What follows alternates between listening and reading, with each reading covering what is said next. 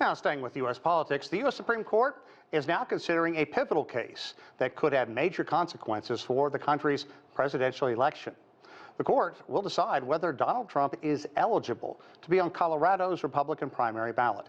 The state is one of two that have disqualified Trump over his alleged participation in insurrection efforts following his 2020 loss to Joe Biden. Nathan King has more. Yeah, the Supreme Court here behind me will hear arguments on February the 8th on this monumental case. Essentially, it centers around the 14th Amendment, Section 3, which says many things, but it really is in black and white, that any person engaged in insurrection against the United States who wants to hold an office of the United States will be barred from election. But of course, everything is in the detail. The real questions here are, did Colorado err in its ruling when the Supreme Court there said that Donald Trump was banned from office?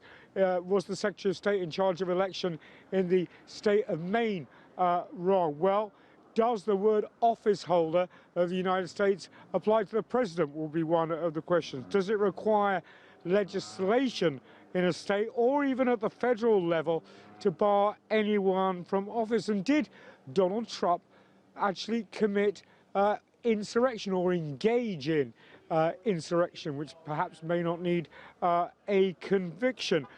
It's going to be very, very interesting to see, because every state has different opinions, different procedures, and the court word here will have national implications. One question will be, is he eligible to be on the ballot but not hold office? These things are not without consequence.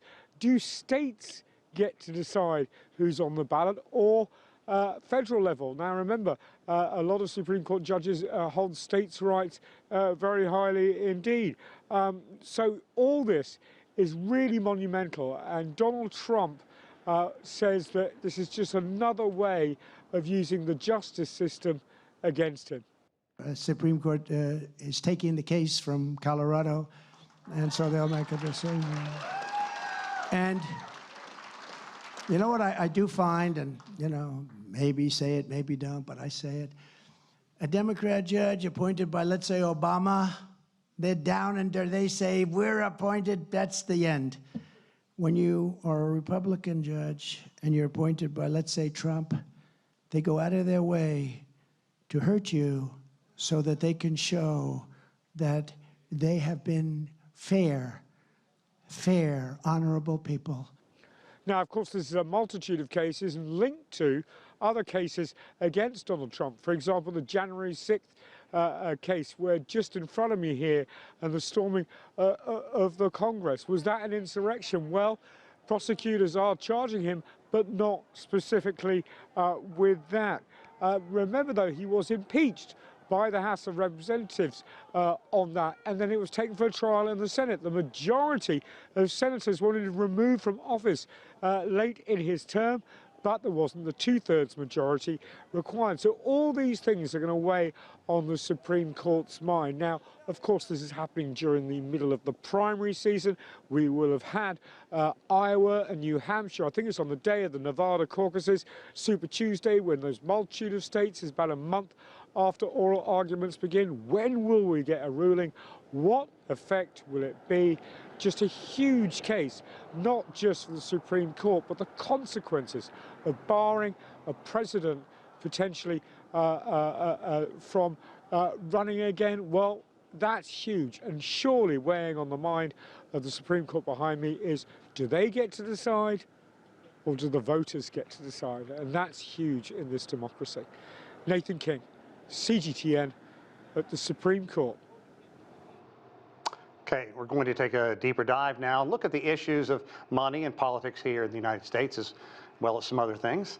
Joining us now, Joseph Williams, the former senior editor for U.S. News and World Report. Joseph, always a pleasure. My friend, we got a lot to dive into, so let's get right to it. Firstly, it's almost odd over the past few years to talk about a spending measure and not introduce you by saying impending disaster, looming concerns. What do you make of this, the fact that these two played nicely for a while?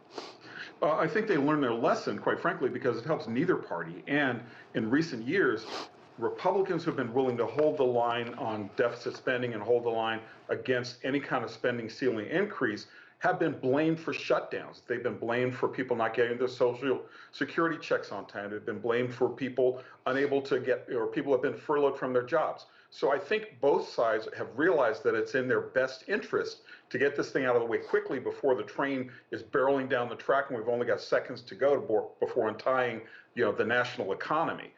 Lest it get run over. So I think that's probably what's chiefly behind it. That being said, there's no guarantee that this actually will work, right. Mainly because there are a lot of hardline Republicans that are agitating for House Speaker Mike Johnson to take this to the edge, to use this as leverage to get spending down. Johnson apparently does not have an appetite for that, and since he's held in somewhat higher esteem than Kevin McCarthy, chances are he may get away with it. Yeah, it's interesting you talked about McCarthy because it cost him his job basically doing the same thing that is unfolding now. And I like the analogy about the train barreling down the tracks because further back of that train, somewhere deep back there, there is the U.S. debt. It has hit record levels earlier than expected. And, do the math. And you have people like me growing older that want to dip into Social Security, make sure Medicare, Medicaid is going to be there for them. And yet we run into this debt. It's going to hit sometime soon, and it's going to be bad. It really is. And they've been predicting this ticking time bomb is going to be going off, for the last 10 years. And we've managed to narrowly avoid disaster. How much longer we can do that is an open question, but one question we don't want to be asking ourselves. Part of the problem here is that we've had a bunch of Republican administrations that have cut taxes for the people who can most afford to pay them.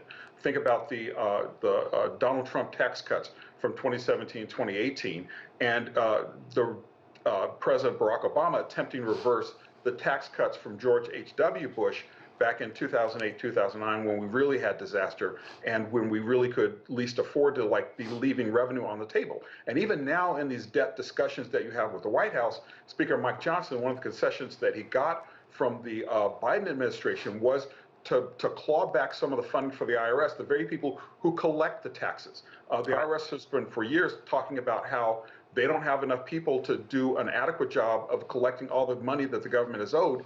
If we adequately funded the IRS, upgraded some of its functions, it's something nobody really likes to hear, but compared to paying a tax bill today without getting Medicaid tomorrow, it's an easy call in my book.